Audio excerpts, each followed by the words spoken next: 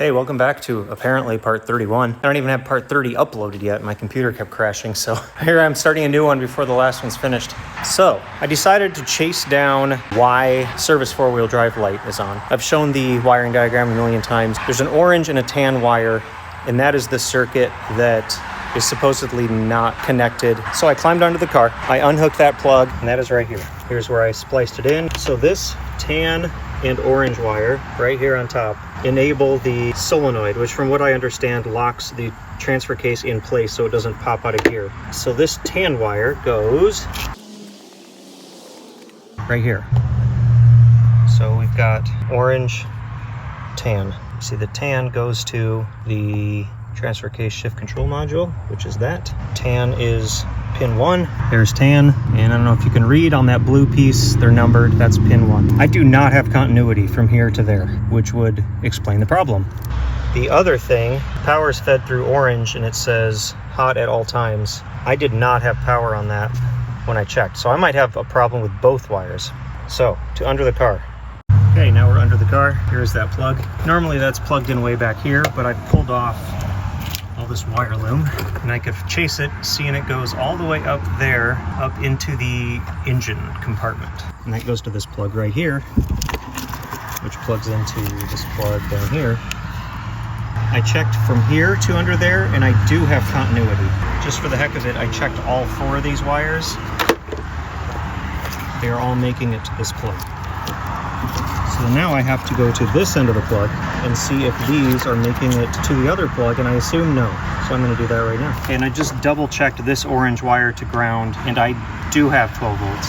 I must have just not had a good ground the first time I checked it. So that means the tan wire from the transfer case module to this plug is broken somewhere. So that means I have a break or cut or unplug or something between here and the passenger side kick panel. And it looks like this just goes through the firewall here and runs behind the dash. So it looks like I'm going to be pulling part of the dash apart.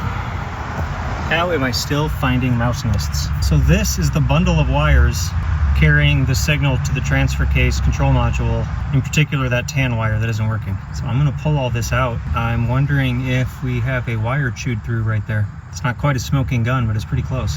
I never pulled the dash pad all the way off, even though I was installing sound deadener like 1 inch away. I just never got out that far. Let's see what I find. I am running out of daylight, but let me give you an update. I excavated this. I did find some broken wires, but they're not related to the transfer case. It's this little junction box thing. It's got a few broken wires. I don't know what it's for. I'll repair them. Maybe something else that's been broken I hadn't even been thinking about. I'm guessing since that's all black, that's some sort of a ground, but who knows? I'll fix it. We'll see if that helps anything. What I did do though, I hooked an alligator clip over on that end. I ended up just cutting the wire so that I could eliminate any like corrosion at the connector and just isolate to just the wire. So I'll just use a butt connector when I'm finished. So from there, and then I found the wire, which was one of these, I can't remember now, but I could stab the wire with the meter and it was making connection that way. I went under the hood, connected to the plug up there, and it is not making connection. So between here and here, that wire has a break. Now it's hard to tell what's going on here. I mean, it just kind of disappears up into no man's land. And then over here, this is all the slack I have. It just goes into a bundle and it's right there. So I might have to pull off the cruise control box or the ABS box or something to get down there. But there's a break and I've got it down to like a foot or 2 of wire. So I mean, worst case at this point, I could cut back the wire and splice it. But I really want to know where this break is. So I'm going to keep digging. That's at least some progress. I don't think the mice caused too much damage. This is where that mouse nest was, and it has this plastic protection over it. So I think that protected the wires pretty well. What is up, everyone? As you can tell, it's dusk. I just got home from work on a Thursday, so beginning of my weekend. I decided to spend a little bit of time out here kind of picking away at these wires, seeing if I could find where the break was. So I went back under the dash and I found that wire, that tan wire that isn't making its way. I cut it, stripped it back just to confirm I had good connections, and it is indeed making it to the kick panel, but not to right under the hood. So I started tearing apart things under the hood. This is a mess. I've got cruise control module over here. I've got the ABS module loose. Here's my fuse box all unplugged. Trying to get any bit of slack, because remember it's this tan wire right there on the top corner of this plug, and it goes into this harness, and then there's a break. So I started peeling back as much tape as I could. They use some really good gummy sticky stuff to keep water out. But then I noticed all these wires, they actually don't go that way first. It looks like they come back this way. So I started digging back here, and look at this. There is a spot, it looks like it's been rubbing on this front corner of my ABS bracket. And there's a tan wire. So the other half of that tan wire is probably right on the other side of that. So I can just put a heat shrink butt connector right there, and that might solve my problem. I can't believe how convoluted this was. I'm gonna dig back a little bit more. I've got my floodlight out here so I can see, because it's getting a little dark, but I'm gonna dig a little more. I'll bring you back. Here it is.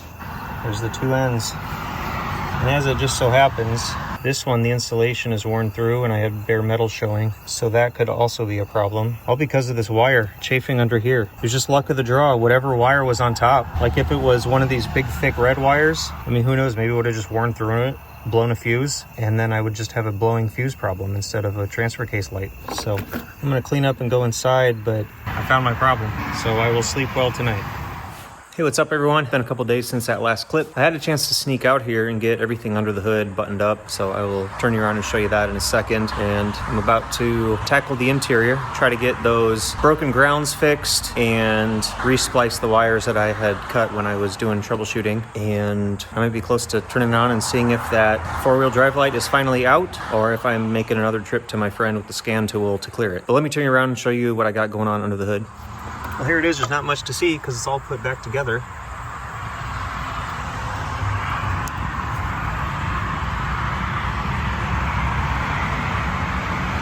So I don't know if you can see some shiny down there. I can show a better picture of it, but right here, I actually took a small piece of stainless steel. I bent it into a semicircle and taped it to the wire loom right where it touches this metal bracket. So hopefully it won't rub through again. This is still my floorboard mess. Looks like I still got a little bit of mouse nest to clean up, but I'm just gonna tackle this and bring it back when I'm done. I think even on time lapse, watching somebody install butt connectors would get pretty boring. So yeah, we'll bring it back.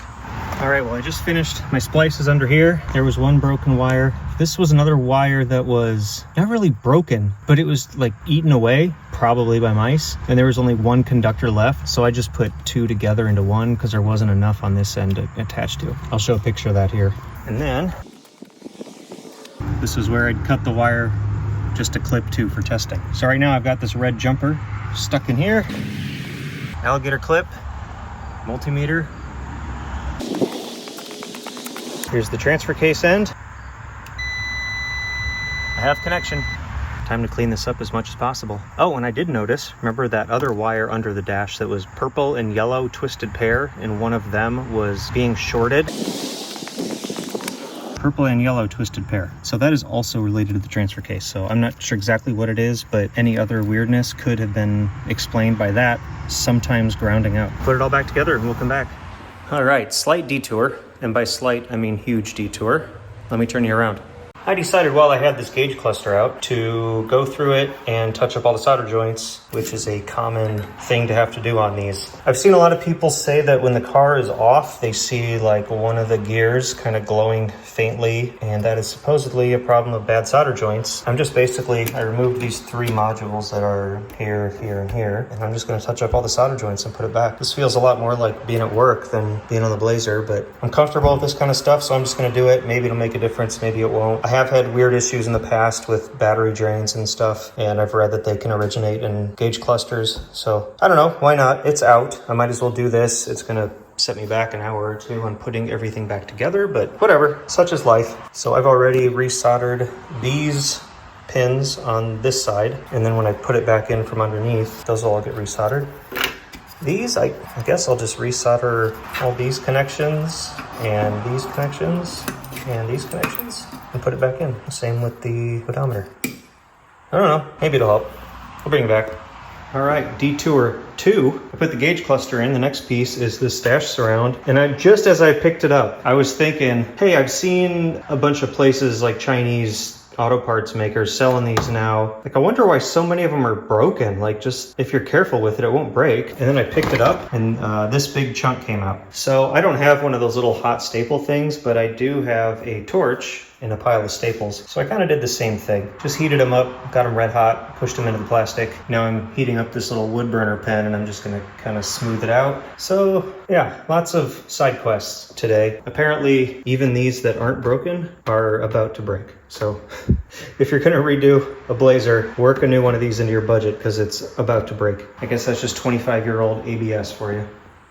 Man, if it's not one thing, it's another. So I got my dash trim piece fixed, put back in the car. Looks awesome. You can see the little crack, but it's all in one piece anyway. There's not a chunk missing. I've had the battery charger just sitting on it all day because the truck hasn't been driven in a couple of weeks. I was having battery problems. Just to be safe, I was like, yeah, I might as well just run the cord out there, plug it in, just forget about it all day. Well, I just went out there to do the first test, just unhook the battery charger and reconnect the negative terminal and saw that it was still pulling like 4 amps. And it's been on there for, I don't know, 10 hours, 8 hours. But I forgot it's also a dumb charger. It does not disconnect itself or ramp down the current as the battery gets more charged. Wasn't really thinking about it, but I just figured like once it was done taking charge, it would just stop. And it was, well, I'll just turn you around and show you. So I just hosed everything down, but I had acid bubbling from under these covers, just like slightly bubbling out, running down the side, dripping onto the driveway. This lighter colored patch, I think, is where the acid was cleaning the driveway. So I guess the moral of the story, don't get the cheap battery and then hook it up to a battery charger that is probably on the older side of Gen X. I have this great plan to get rid of that charger, and I also have one in the house garage, and I think there's also another one out here somewhere. I have like 4 or 5 battery chargers, and none of them are any good, so I was thinking of getting rid of all of them, getting one good one. I guess we'll see. I haven't needed a battery charger forever until I got this pile of shit.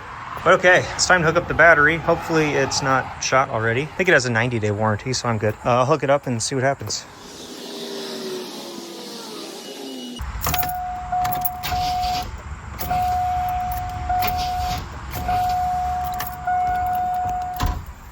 Damn thing won't start.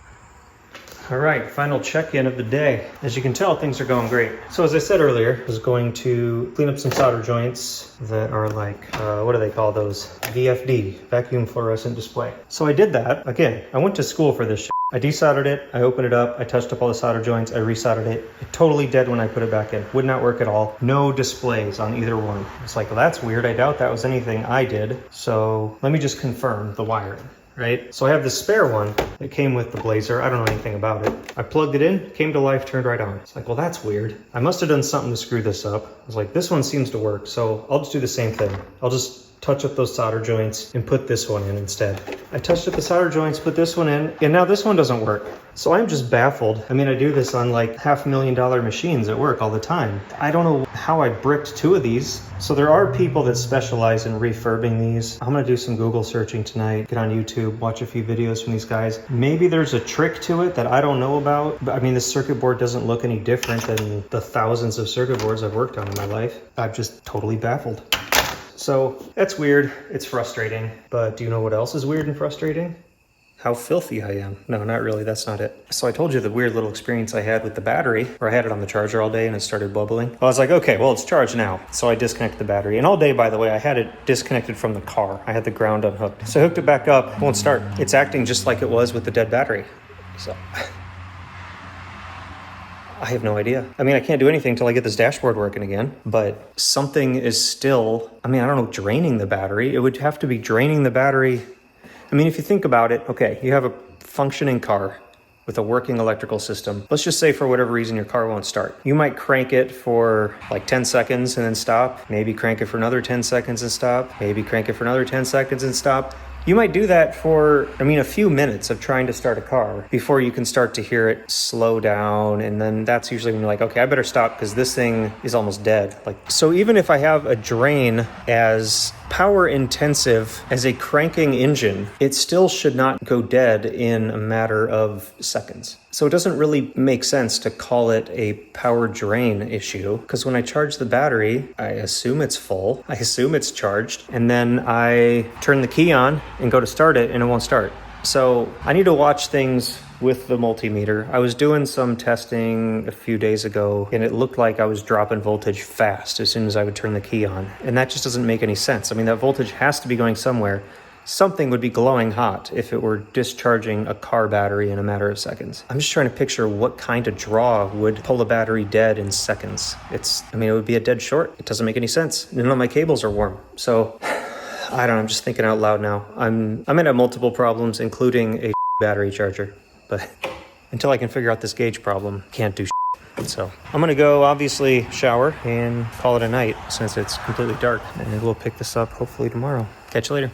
Good morning. It's 5 o'clock in the evening, but to you, it's only been seconds. So I slept on it, all the problems I was having yesterday, and came to a couple conclusions that I'm gonna test out today. The first conclusion isn't really testable theory, and that is, fuck this Blazer. Second theory, I'm wondering if my new remanufactured starter is giving me problems. I don't know, but I think it'd be easy enough to test out if I just unhook the power wire to the starter and then turn the key on and see if it keeps draining the voltage, because it shouldn't be pulling starting voltage through the solenoid and everything unless I'm trying to start the key and turning it to start. But if I have some other kind of short in there, possibly just having it to the on position would start draining it down. And if the starter is just plain struggling, then it doesn't matter how charged that battery is, it's not gonna successfully start it. Makes sense, right? And that is a remanufactured unit from AutoZone, and based on my recent AutoZone letdown, I think I'm gonna look into that. And I think it had a 1-year warranty, and I think I put it in at like 9-10 months ago. So I think today I'm gonna pull that starter off one of these days after work, pop in there. I'm pretty sure auto parts stores still test starters, so I might have to double check before I go there and waste my time, but that might be something easy to pursue. As for the gauges, I'm still completely baffled. I did all kinds of searches last night, and I could not find any reason that reflowing solder joints on a vacuum fluorescent display would cause it to not work. Further complicating things, Googling VFD for vacuum fluorescent display also returns VFD variable frequency drive, which is a thing you would put on something like this to control the speed, or run a 3-phase machine off of 220. But anyway, sidetrack. Welcome to my world. ADHD. It's fun, even in your late 40s. So I'm just gonna turn this off, and I'm gonna, I don't know, beat my head against the circuit board for a bit. We'll bring you back. All right, well, I'm about to close out the day and put an end to this video. I didn't make a whole lot of headway, but let me turn you around and show you what I did get done. Okay, so I've got my voltage right here. This has been on the charger all day, and I'm actually using one of the automatic chargers that seemed iffy, but I think it's cooperating. I've unhooked the starter completely just to take that out of the equation. Both the big wire and the small wire go into that, and taped those off. And the charger seems to be good. It's got the voltage up pretty high. Yeah, and it says I'm still pulling 5 amps, which seems crazy. Charger off. Now I'm just gonna turn the key to the on.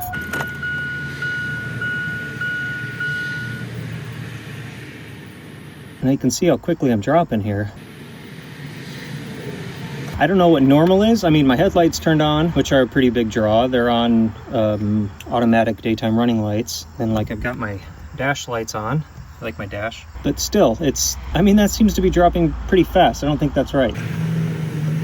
Another thing to mention, of course, now we're already too low for any of it to work. I put this in, and it actually works. It tells me the direction and the temperature, and the dome lights don't work, just like the ones on the floor down here. They've never worked. And when I push the button on the door jams, those are both new, I can push those in and it'll stop dinging, like it knows the door's open and closed, but it doesn't ever turn on the dome lights. So I thought maybe since this was missing from the loop, it was unhappy, but no, apparently something going on with the dome lights. I just don't care enough to look into it. Coming back to this, we're almost to hit 10 volts, and it has been about 1.5 to 2 minutes with just my headlights on. So if I were to try to start it right now, if I had my starter hooked up, it would probably not have enough voltage to do that. I don't know why it drops so fast. I just turned the key off, so the headlights should have turned off. And it does go back up, but man, it seems weird. I don't know if that's right. If I just turn to accessory, it stays because the headlights don't turn on. But look at this. I got this thing in a box. I didn't even think I could install it without the headliner, but I just was looking at it today and everything was there. So I'll show you a picture of how gross it looked when I started. It was covered in mouse poop and everything, but I got it completely cleaned and had to fix a few breaks in the wires, or choose, probably. I can't believe it works. I don't know what's up with the dome lights. I tested the bulbs and the bulbs were good. I don't know, something's still weird there. I don't really care. So yeah, I have no odometer and I still have this weird battery drain thing going on, which might not be a weird battery drain. I don't know. I'm going to leave it at this. I mean, if anyone has any ideas, you can leave it in the comments. Although I hardly ever look at my comments, I might start. Because this has just got me baffled. It's just going to sit here all week. It's Sunday night. I got to go back to work. So not much I can do about it. I'm absolutely dumbfounded on this gauge cluster. Like I've said before, I've been repairing circuit boards my entire life. My first official job was in 1996 at a repair shop, repairing VCRs, CD players, things like that. I walked in there, just graduated from high school. It's like, hey, I want to fix stuff. I know what I'm doing. And they're like, well, you're fresh out of high school. How do we know you know what you're doing? I was like, I'll work for minimum wage. They're like, okay, you're hired. So that was my summer job before I went to school for electronics. So this is my life. I know how to fix a circuit board. And I just don't know how I brick a circuit board reflowing solder. Hey, final update before I go. I had a few minutes before I had to go run to something after work. This is the second gauge cluster, which strangely enough, the mileage is within a few thousand of the other one, but it seems to work. That's pretty awesome. So problem A solved. One more day till the weekend, and then I can put this all back together and diagnose my electrical problem. That's where I'm going to cut this video off. I don't know if I'll get it up tonight or if it's going to be later in the week, but yeah, I guess that's it for today. Sorry we didn't come to a good conclusion. There will be a part 32 unless somebody shows up with a trailer and says, I don't care, I'll take it all. I would take a really low price right now. I'm fed up with this damn thing. All right, well, that's it. The joys of working on a car is a hobby. The pain is real. We'll see you in the next one.